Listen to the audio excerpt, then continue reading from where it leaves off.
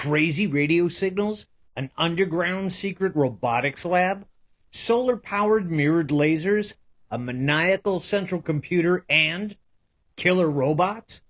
If that all sounds like it's right up your alley, you would really enjoy this lesser-known 1954 science fiction classic. So, let's take a look at the machine that would be master, 1954's Gogg.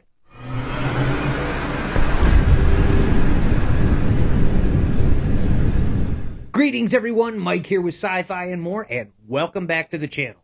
And if you're new here, welcome to our Team Sci-Fi family, where nostalgic positivity reigns supreme. Well, this was going to be the final video in our 1950s lesser-known sci-fi movies trilogy, but I enjoy the movie Gogg so much that I wanted to feature it on its own. Killer robots, they just get you right here every time. Also, I would like to give a special thanks to longtime subscriber and friend of the channel, at Franklin Townsend 72288 for providing 6 wonderful movie suggestions for this series. I can't thank you enough for these suggestions. Now, if you have not seen parts 1 and 2 of our series yet, fear not, I will post the links to both those videos in the description below. So, fire up your solar-powered laser mirror to pop your popcorn, and let's get into Gogg. Killer robots and popcorn. Sounds like every woman's fancy night out on the town. Oh, it absolutely does. Gogg is a 1954 independently made American science fiction film produced by Ivan Tors and directed by Herbert L. Strock, and starring Richard Egan, Constance Dowling, and Herbert Marshall. Gogg was produced by Ivan Tors Productions and was filmed in Natural Vision 3D, with the color process credited to Color Corporation of America, and distributed by United Artists. Gogg is based on the screenplay written by Tom Taggart and Richard G. Taylor, and the film does not stem from a pre-existing novel or story, but rather just their original screenplay. Gogg is the third film in a trilogy known as the OSI, or Office of Scientific Investigations Trilogy, produced by Ivan Tors.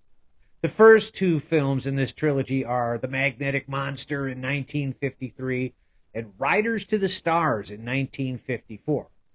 And they share thematic connections through their focus on scientific exploration and concerns of technological advancement during the Cold War era. Each film explores speculative science and technology issues in a way that was innovative for its time. Gogg is set in a top-secret research facility where a series of mysterious, deadly accidents are occurring. The film follows a special agent named Dr. David Shepard, played by Richard Egan, who is tasked with investigating these accidents when he discovers that they are linked to a sophisticated computer system that controls the lab's operations, called Novak.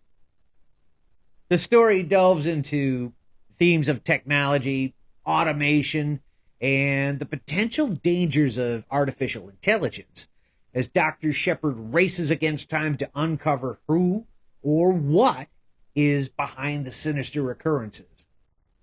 Now, one of the coolest aspects of this movie for me was the mirrored lasers, known as solar mirrors, which are part of the advanced technology developed within the secret laboratory featured in the movie. The facility focuses on space research and advanced robotics, with the team of scientists working on various cutting-edge projects, including these powerful mirrors designed to capture and direct solar energy. Now, there were 2 versions of the solar mirrors in the movie. There were a series of large exterior mirrors surrounding the secret lab, camouflaged when they were closed to look like the desert terrain that surrounded the lab. But they were not used as lasers, if you will, in the movie. But it sure seemed like the filmmakers wanted to go that route because it was clear that the large mirrors acted as a defensive deterrent when the base was approached. Like in the beginning of the movie when Dr. Shepard was approaching, the camouflage mirrors would open up from the desert floor, and that was it. And that was a pretty cool visual. The other set of mirrored lasers were on the interior of the lab, and they worked quite effectively as a directed energy weapon. Now, I couldn't find anything to corroborate this, but these solar mirrors in the film, to me, seem like they were pulled right from the Greek legend of the Siege of Syracuse, where the Greek mathematician Archimedes allegedly used an array of polished shields or mirrors to focus the sun's rays onto Roman warships, setting them on fire in 212 BC. But, like I said, I couldn't find anything to confirm that. But it sure looks like that's what the filmmakers were going for. If you know if that was the case, please let us know in the comments. That would be interesting to know. Now, these mirrors in the movie are depicted as a collaborative project developed by the team of scientists and engineers working on different aspects of the automated systems and experiments run by the Novak computer. The laboratory's reliance on such technologies highlights the central theme of the film, exploring the potential and perils of automation and the human vulnerability to the technological control. In the film, radio transmissions play a crucial role in the plot's unfolding. The Novak computer, which is a powerful centralized electronic brain controlling various operations within the secret underground laboratory, begins to malfunction due to an external interference. The problem starts when an enemy power uses an infrared transmitter to intercept and override the radio control signals guiding Novak. These altered transmission cause Novak to go awry, resulting in system malfunctions that lead to a series of deadly incidents within the facility. Machines and robots under Novak's control begin to act against humans, causing chaos and endangering the lives of the scientists working in the lab. The interference from the rogue transmission and its impact on Novak underscores the film's theme of technological advancements being vulnerable to manipulation and the potential dangers inherent in over-reliance on computer systems. Gogg was one of the films during the 1950s that utilized 3D technology, providing an immersive experience to the audience. This technique was part of the film's appeal as it aimed to create more realistic and engaging visuals. And although shot in 3D, Gogg was released at the tail end of the first 3D fad, which was 1953 to 1954. And as a result, it was often projected flat in its aspect ratio of 1.66 to 1, which was made standard by Hollywood the year before, despite prints being available in stereoscopic format. The film, like many during this era, incorporated contemporary concerns related to the Cold War, such as fears of technological and scientific advancements. This topical relevance was a technique that resonated with audiences of the time, reflecting societal anxieties about nuclear threats and espionage. The film used detailed models and sets designed to create a believable futuristic scientific lab. The sets were made to look authentic and align with the story's high-tech theme, enhancing the film's speculative nature. Gogg portrayed computers and robots as central elements of the plot. It featured futuristic concepts about automation and artificial intelligence, which were cutting edge and forward thinking of the time. Overall, Gogg was able to create a compelling vision of the future scientific community by incorporating these innovative cinematic techniques and themes. And since we are talking about robots, let's talk about the genius behind the design. The robot props for the movie, named Gogg and Magog, were designed by special effects artist Robert Kinoshita. Kinoshita was famously known for his work on various film and television projects, including the iconic design of Robbie the Robot from Forbidden Planet and the robot from the 1960s television series Lost in Space. And without a doubt, his contributions to the designs and construction of sci-fi robots made a significant impact on the genre. The robot models, Gogg and Magog, were created specifically for the film and were notable for their appearance during the era. After the film's production, it's unclear what happened to the original robot props. I looked to see if I could find them through auctions or collection houses, but I wasn't able to come up with anything. However, as with many film props from the time, they were likely dismantled, lost, or repurposed. Like I said, to my knowledge, the original models do not exist today in any public collection or display. Now, one of my favorite parts of this movie was the appearance of the Air Force fighter jets, which is integral to the plot, particularly in scenes involving security and military response to the mysterious incidents occurring at the secret research facility. The jets symbolize governmental involvement and the increasing complexity of national defense linked with advanced scientific developments. The U.S. Air Force provided the fighter jets used in the film, specifically the 436 Fighter Interceptor Squadron, which at the time was based out of Otis Air Force Base in Massachusetts. The real-world mission of that particular squadron was part of the Air Defense Command, charged with the air defenses of the northeastern United States during the Cold War.